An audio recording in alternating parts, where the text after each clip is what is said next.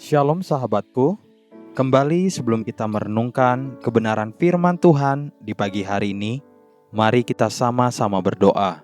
Bapa yang baik, kami berterima kasih buat pagi hari ini. Kami mengucap syukur untuk kebaikan dan nafas kehidupan yang masih Tuhan berikan untuk setiap kami. Sekarang kami ingin kembali untuk mendengar dan belajar tentang kebenaran firman-Mu.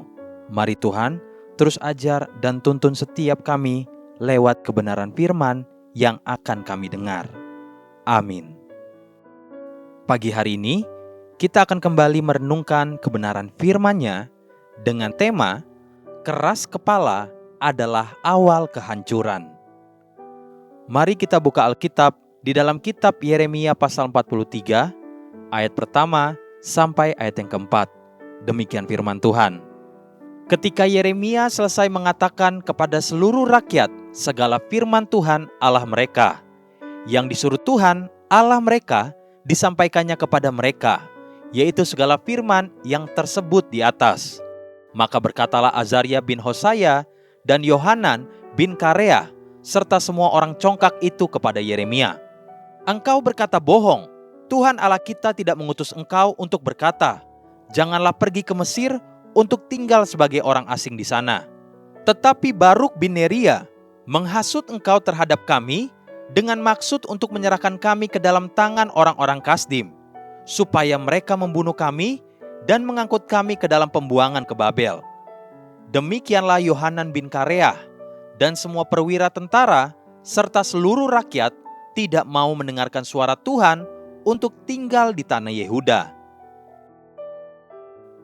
Manusia akan menemukan jalan hidupnya bukan sekedar karena dia telah melihat dan menemukan apa yang ada di depannya, namun karena apa yang ada di dalam hatinya. Kisah yang terjadi di kitab Yeremia pasal 43 membuktikan, sekalipun Tuhan telah berfirman melalui Yeremia, sekalipun berkali-kali terbukti bahwa perkataan firman Tuhan itu benar dan amin, namun ternyata bangsa Yehuda tetap berkeras untuk melakukan apa saja yang mereka inginkan.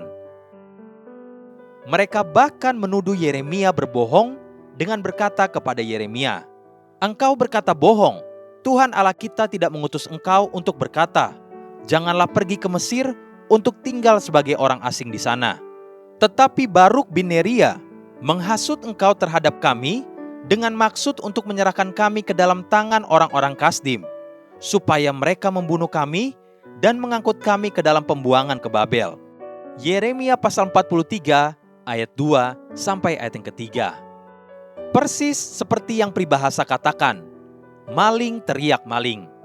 Itulah yang terjadi ketika hati manusia sudah menjadi begitu degil dan keras kepala. Tuhan hanya digunakan untuk membenarkan dan memuluskan tujuan dan kemauannya sendiri.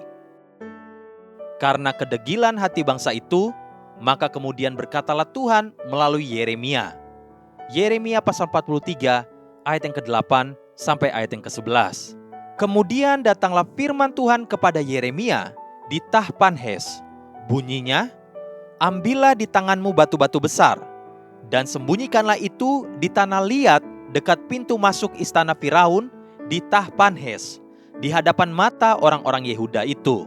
Lalu katakanlah kepada mereka, beginilah firman Tuhan semesta alam, Allah Israel.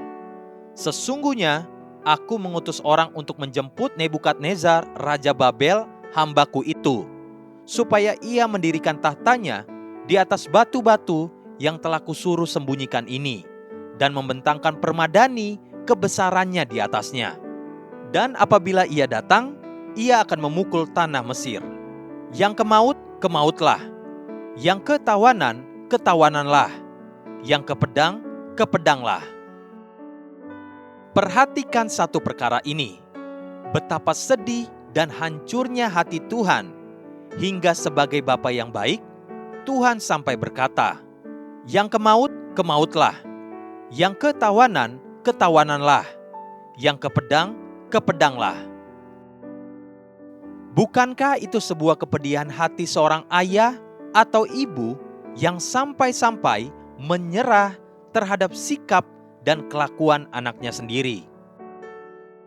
Pagi ini, jika engkau rindu menyukakan hati Bapa di surga, lembutkanlah hatimu dan lakukan perkataan firman-Nya. Haleluya. Sahabatku, mari kita sama-sama berdoa.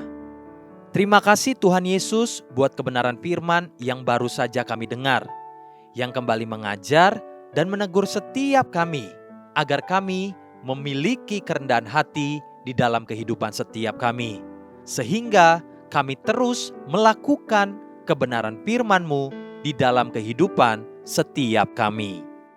Amin.